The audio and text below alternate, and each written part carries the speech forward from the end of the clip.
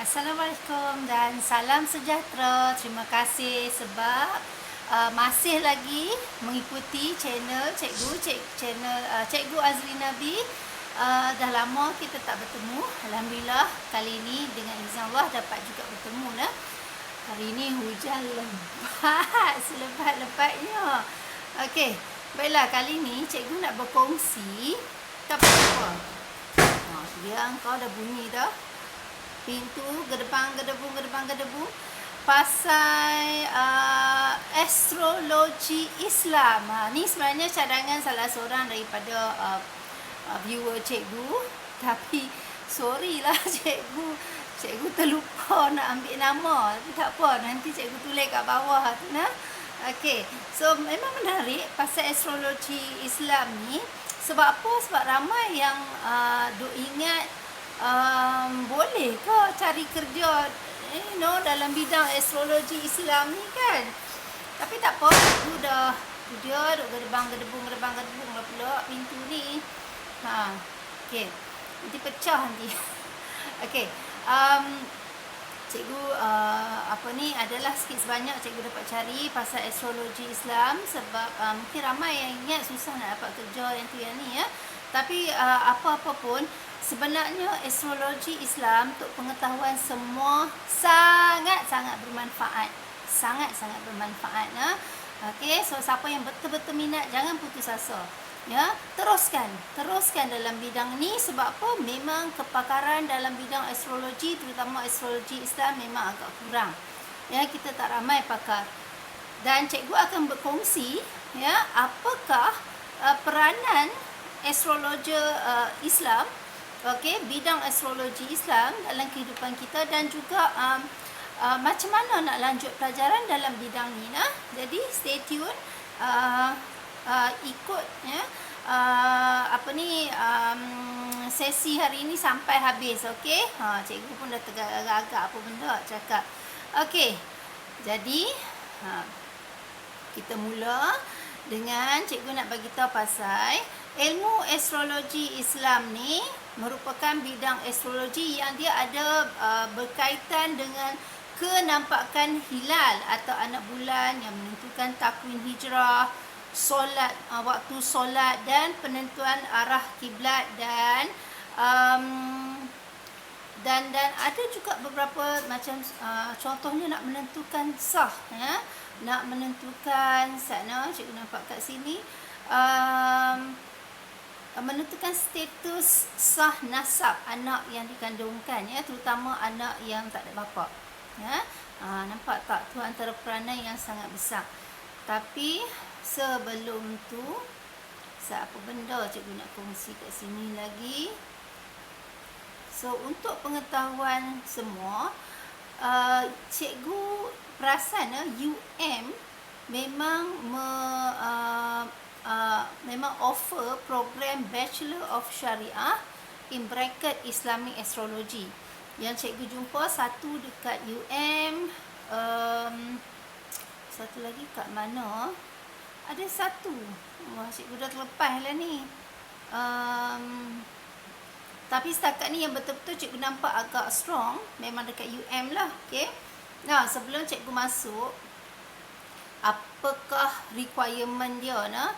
Cikgu nak bagi tahu apakah peluang pekerjaan sebab yang ni sangat penting. Kita kalau sebelum nak buat apa-apa program nah, kita kena tahu apa peluang pekerjaan yang di-offer Jangan meranduk je masuk lala keluar nganga. Apa nak kerja? Apa nasib aku? Beginilah nasib diriku yang malang. Dia duk ratib yang tu. Padahal awal-awal dia tak mau sebab dia tak mau nak kaji apa peluang pekerjaan dia. Masuk mungkin ikut kawan, setengah mengikut kawan saja kan. Lepas tu baru dapat tahu Allah dah tersalah, dah terbabas. Okey, apakah peluang pekerjaan yang ada kalau ambil bidang astrologi Islam? Yang pertama, researcher. Researcher ni pakar penyelidik lah. So pakar penyelidik ni biasanya boleh kerja dekat IPT ya, dekat even Jabatan Agama Islam pun ada juga pegawai falak. Pegawai falak yang tengok anak bulan ya, menentukan takwim semua tu. Pegawai agama of course, pegawai syariah dan juga cikgu, pensyarah, kira golongan pendidik lah. Dan peluang pekerjaan tu bukan hanya setakat di Malaysia, ya. InsyaAllah kalau ilmu kita bagus, kita ada naluri untuk mengejar ilmu, berkongsi ilmu, boleh pergi sampai luar negara, tak ada masalah. Okay? Terutama kalau negara-negara yang minoriti Islam, ya, memerlukan kepakaran, insyaAllah why not. Okay, so kita masuk kepada dia punya, saya cikgu tengok course structure dia dekat course structure dia kena lengkapkan 127 kredit kalau nak menggenggam segulung ijazah syariah, ya, memang namanya ijazah syariah sebab tu boleh jadi pegawai syariah, tapi pengkhususan dia dalam Islamic Astrology. Tempoh pengajian 7 semester, okey, iaitu lebih kurang 3,5 tahun lah. Okey, lepas tu ni entry requirement. Kalau nak buat degree kena ada, kalau boleh ada Foundation for Islamic Studies dekat Nilam Puri Kelantan, ataupun ada stamp, sijil stamp. Tadi sijil asas pengajian Islam, ya. Yang kedua sijil stamp, yang ketiga gagak pula. Ketiga sijil STPM, dan yang keempat ada diploma. So sijil STPM tu macam biasa. Jangan lupa tengok SPM dia mesti mai sini dia mana. Okey, so 3 sijil, 1 diploma, salah satu mesti kena ada. Okey, katakanlah nak buat calon STPM. Okey, calon STPM biasalah aliran sastra boleh masuk, tak semestinya aliran sains. Aliran sastra, ya. Agak menarik sebab mungkin orang duk ingat kalau jadi pakar astrologi ni bidang sains, ya, tapi astrologi Islam dia tengok pada sastra.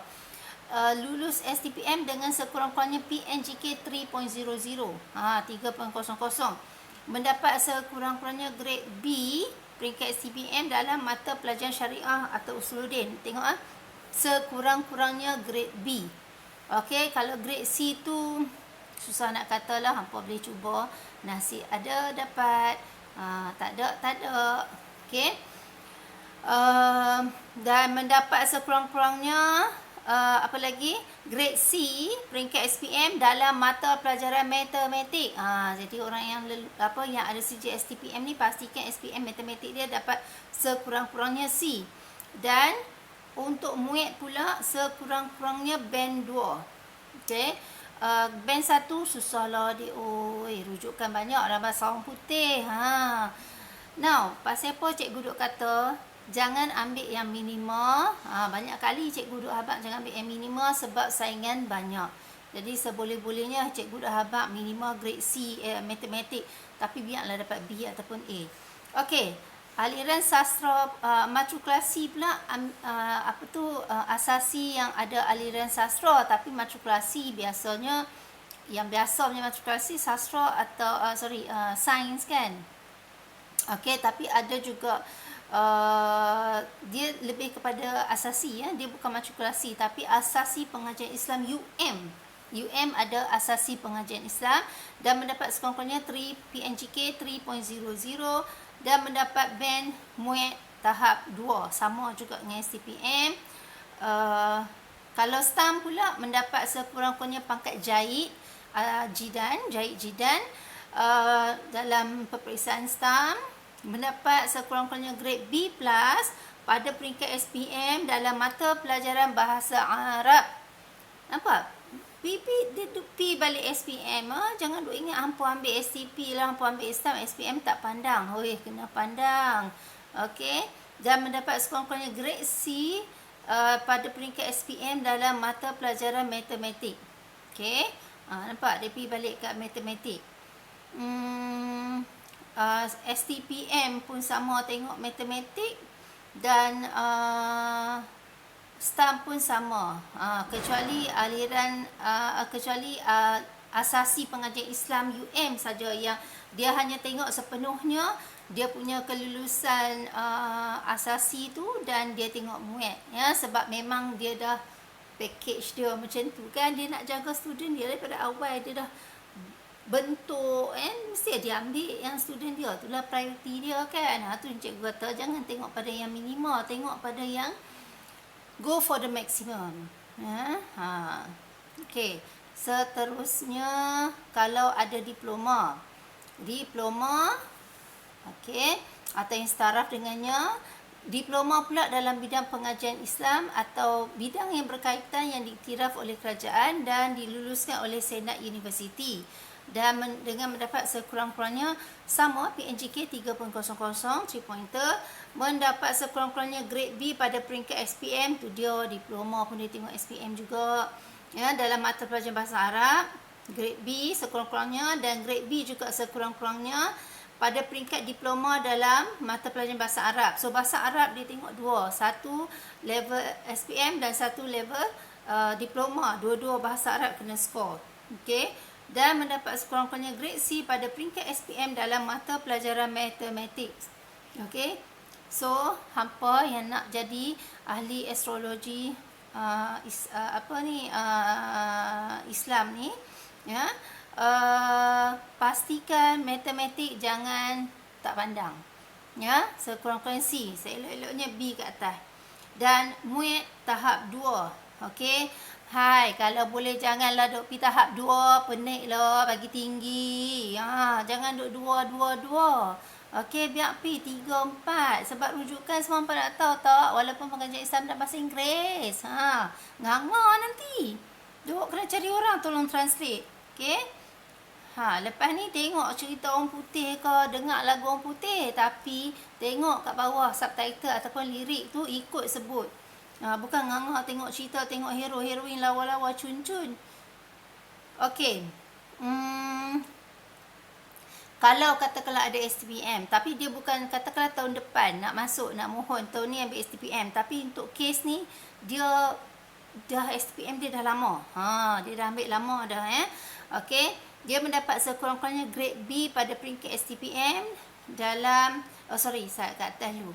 Dia lulus STPM bukan tahun semasa lah, maknanya tahun ni dia ambil ke tahun depan dia nak mohon kan, yang sebelum-sebelum ni dapat sekurang-kurangnya PNGK 3.00 dan dapat sekurang-kurangnya grade B pada peringkat STPM dalam mata pelajaran syariah atau usuluddin, dan mendapat sekurang-kurangnya grade B pada peringkat STPM dalam mata pelajaran bahasa Arab, dan grade C pada peringkat SPM dalam mata pelajaran matematik, dan macam biasa muat band 2.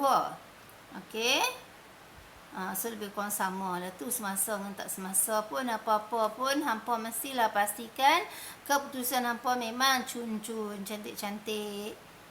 Now, apa lagi cikgu nak kongsi?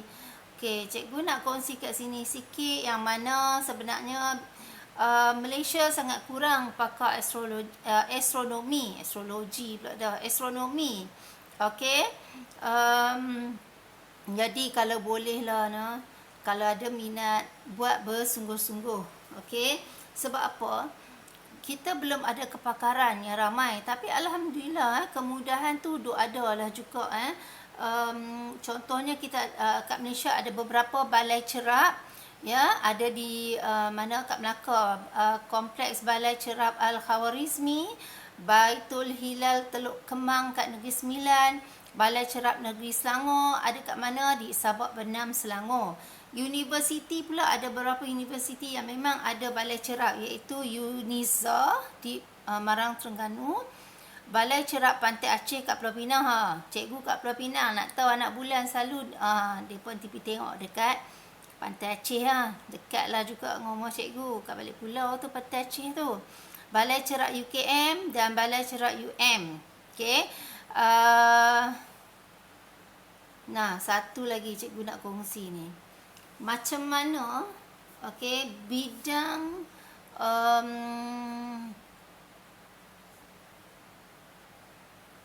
bidang astronomi Islam ni sebenarnya dapat membantu mencari kaedah hitungan tempoh 6 bulan 2 lahzah tu istilah-istilah itulah kan, mengikut takwim hijri untuk penentuan status sah nasab. Ya. Nampak tak benda ni kan sebenarnya kan? Kita rasa macam lah kerja astrologi biasa, astronomi, astrologi tak habis lagi cikgu ni. Ya, tapi macam mana dia boleh mempengaruhi hidup seorang manusia?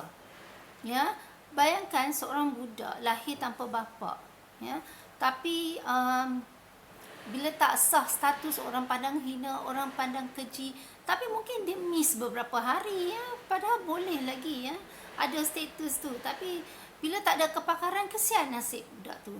So bila orang-orang yang menjadi pakar dalam bidang ni dan menentukan, dan budak tu tiba-tiba ada sah, bayangkan pahala yang diperolehi, ya, sebab mengubah status, ya, status yang kita boleh ubah lah, ya, mengubah status budak tu disebabkan ilmu yang Allah bagi pada kita ni, kan. Okey. Lepas tu sana cikgu pergi ke atas. Apa lagi? Tak jumpa pula dah. Okey.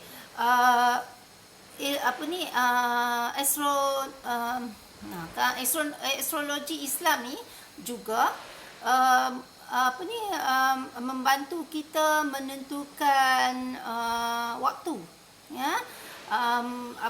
Kira unjuran kalender ni berdasarkan altitude dan elongasi, atau 8 jam dengan kriteria altitude 3 darjah dan elongasi 5 darjah. So nak menentukan kalender ni pun bidang ni juga. Waktu solat setempat, ya, waktu nak menentukan kaedah nak menentukan waktu zon solat, apa lagi nak menentukan awal bulan Ramadan dan Syawal kat Malaysia. Apa lagi satu? Menentukan Fajar Sadiq, masuknya Fajar Sadiq dan hilangnya Syafaq Ahmar. Okey, yang ni tentang kecerahan langit.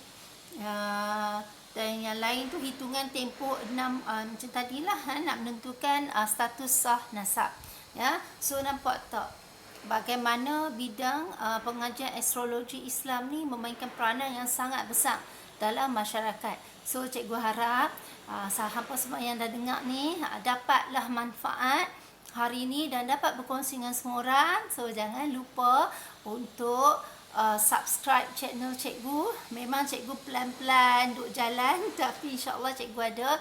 Dan yang mana yang komen, jangan lupa bagi komen, bagi cadangan, ya. Cuma yang mencadangkan topik hari ni cikgu dah lupa nama, sorry, ya.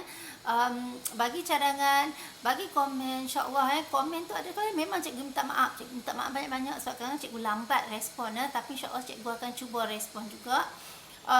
Like dan share, ya, konten dalam video cikgu ni dengan semua orang.